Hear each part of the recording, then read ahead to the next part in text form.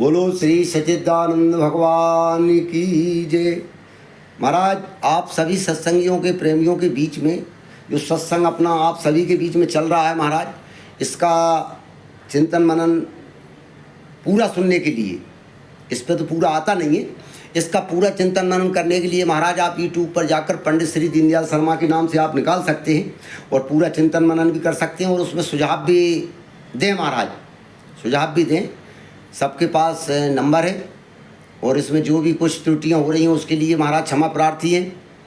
और आज महाराज ये सत्संग में बैठे थे तो वहाँ प्रश्न चला था महाराज के हम मनुष्यों के लिए ही कथा क्यों है, औरों के लिए क्यों नहीं है। अब और क्या, और तो प्राणी होती है हमारे, और दूसरे जानवर भी है। तो महाराज उसमें मुझे आया, मेरी जो प्रेरणा हुई परमात्मा के द्वारा, वो मैंने उसको जवाब दिया महाराज के हमें इसलिए ज़रूरी है कि दो पहिया वाहन जैसे होता है साइकिल मोटरसाइकिल, तो उनके लिए साइड स्टैंड की ज़रूरत पड़ती है नहीं महाराज। ये भी इधर लुढ़केंगे नहीं, इधर लुढ़क जाती है।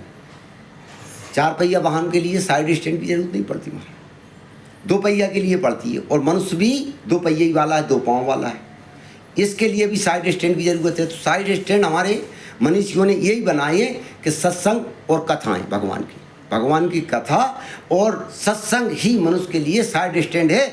और जिनके जीवन में साइड स्टैंड नहीं है वे महाराज के तो जवा लुढ़क रहे, नहीं जवा लुढ़क रहे। इसलिए महाराज साइड स्टैंड मनुष्य के जीवन में होना जरूरी है। और रही आगे चार पाँव वाली बात, तो जानवरों के लिए थोड़ी, चार पहिया के जो वाहन है या चार पाँव वाले उनके लिए साइड स्टैंड की आवश्यकता नहीं है, मनुष्य के लिए ही है, मनुष्य के लिए ही साइड स्टैंड है। यही सत्संग है, यही साइड स्टैंड है और यही सत्संग है और यही कथा है हमारा।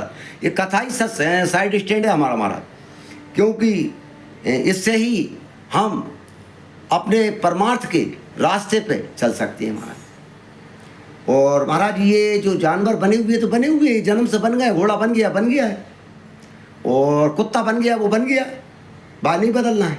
लेकिन मनुष्य जरूर नहीं बदल पा रहा है। मनुष्य योनि में तो जन्म लिया है हमने, लेकिन मनुष्य और मानवता अलग अलग चीज़ें हैं महाराज। मनुष्य होना तो सभी मनुष्य बने फिर रहे, लेकिन मानव और दानव में अंतर आ गया, कर्मों में अंतर आ गया है। संत कहते थे एक महाराज कि अब तो कोई धर्म भी ऐसा चलाया जाए जिससे मनुष्य को मनुष्य बनाया जाए, जिससे मानव को मानव बनाया जाए, ऐसा धर्म भी हो महाराज। और है हमारा धर्म, इस पे चलने वाले बिल्कुल सही में वो मानव धर्म का ही पालन करेंगे।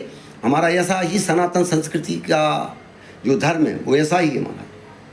तो महाराज ये आज जो अपनी चर्चाएं चल रही हैं सत्संग की, अभी मेरे देखने में एक आया महाराज कि क्या स्थिति है समाजों में, परिवारों में, कि परिवार, अभी एक फोटो आया, परिवार एक पाराशर जी हमारे रिलेटिव भी हैं, रिश्तेदार भी हैं, अच्छे लोग हैं, प्रेमी लोग हैं, सज्जन लोग हैं।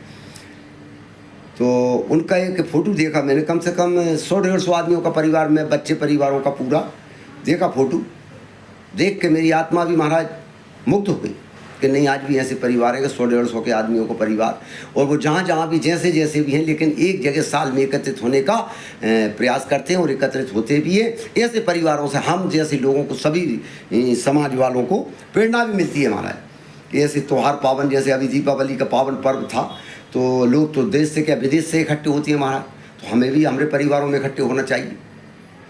और ऐसे परिवारों से हमें समझ भी मिलती है, सीख भी मिलती है। और आगे के लिए महाराज प्रसंग ये है कि अभी ये जो चल रहा है समाज में, ये अहंकार किस रूप में किस व्यक्ति पे आ जाए इसका कोई ठिकाना नहीं है, इसका कोई रूप नहीं होता अहंकार का। अच्छा, अहंकार की एक और परिभाषा है महाराज, जो सज्जन पुरुष होते हैं वो अहंकार नहीं होते। सज्जन पुरुष का स्वभाव होता है कि वो सॉरी मांगना पसंद करता है, सॉरी बोलना पसंद करता है। कौन? सज्जन पुरुष। और अहंकारी पुरुष की पहचान होती है वो सॉरी सुनना पसंद करता है। बस इतना सा अंतर है दोनों में महाराज। ठीक है महाराज, आगे के प्रसंगों में फिर मिलेंगे अपन इसी प्रसंग के साथ और आज के चिंतन मनन के साथ। इस प्रसंग को यहीं समाप्त करते हुए सभी सत्संगी भाइयों को जय श्री सीताराम। अगले प्रसंगों में फिर मिलेंगे महाराज। जय हो, सभी सज्जनों की जय हो और सच्चिदानंद भगवान की जय महाराज।